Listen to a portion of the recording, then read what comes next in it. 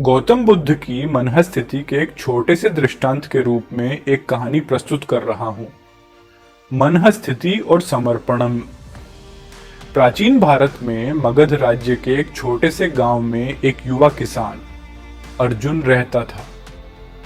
अर्जुन एक साधारण व्यक्ति था जिसकी जीवन की हर कठिनाई को धैर्यपूर्वक सहन करने की क्षमता के लिए लोग उसकी प्रशंसा करते थे। परंतु भीतर ही भीतर वह अपने जीवन की निरर्थकता से परेशान था और सच्चे सुख की खोज में भटक रहा था। एक दिन अर्जुन ने सुना कि निकटवर्ती वन में गौतम बुद्ध का प्रवचन हो रहा है। उसने सोचा कि शायद बुद्ध की शिक्षाओं से उसे अपने प्रश्नों का उत्तर मिल सके। वह अपनी खेतीबाड़ी छोड़कर बुद्ध के दर्शन करने के लिए चल पड़ा। जब अर्जुन बुद्ध के पास पहुंचा तो उसने देखा कि वहां पहले से ही अनेक लोग बुद्ध के उपदेश सुनने के लिए उपस्थित थे। बुद्ध ने सबको ध्यानपूर्वक देखा और अपने शांत स्वर में उपदेश देना शुरू किया। संसार दुखमय है, परंतु इस दुख का कारण और इसका निवारण दोनों हमारे ही हाथ में है। हमारी मनःस्थिति, हमारे विचार और हमारे कर्म ही हमारे जीवन की दिशा तय करते हैं। अर्जुन ने साहस जुटाकर पूछा, भगवान, मैं अपनी मनःस्थिति को कैसे बदल सकता हूं? मुझे जीवन में सच्चा सुख कैसे प्राप्त हो सकता है? बुद्ध ने अर्जुन को अपने पास बुलाया और एक सरल दृष्टांत सुनाना शुरू किया।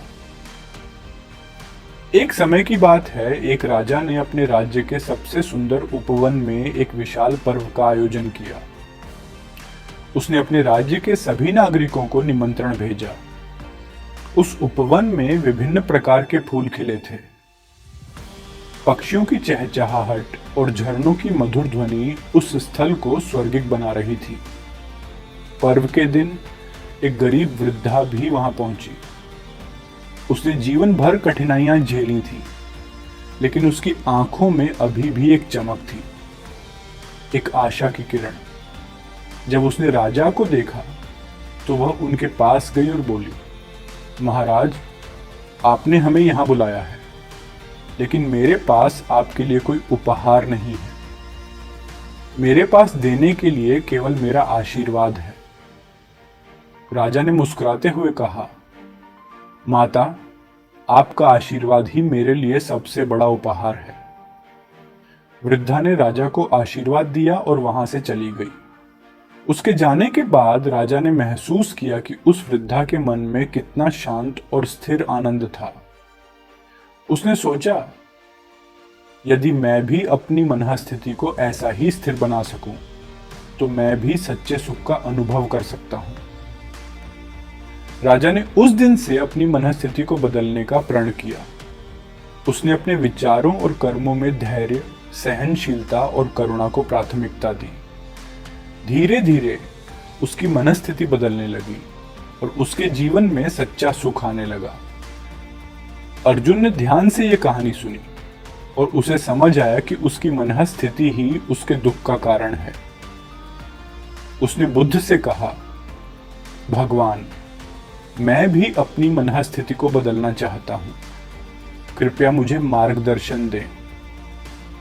बुद्ध ने उत्तर दिया, अर्जुन, सच्ची मनःस्थिति को पाने के लिए हमें अपने भीतर की यात्रा करनी होती है। ध्यान, सेवा और सत्य को अपनाकर तुम अपनी मनःस्थिति को बदल सकते हो। अर्जुन ने बुद्ध के शब्दों को अपने जीवन का मार्गदर्शक बनाया और ध्यान तथा सेवा के मार्ग पर चल पड़ा। धीरे धीरे उसकी मनःस्थिति बदलने लगी और वह सच्चे सुख का अनुभव करने लगा। इस प्रकार अर्जुन ने समझा कि सच्चा सुख बाहरी परिस्थितियों पर निर्भर नहीं करता, बल्कि हमारी मनःस्थिति पर निर्भर करता है। उसने जीवन में समर्पण और करुणा को अपनाकर एक संतुष्ट और आनंदमय जीवन जीना शुरू कर दिया।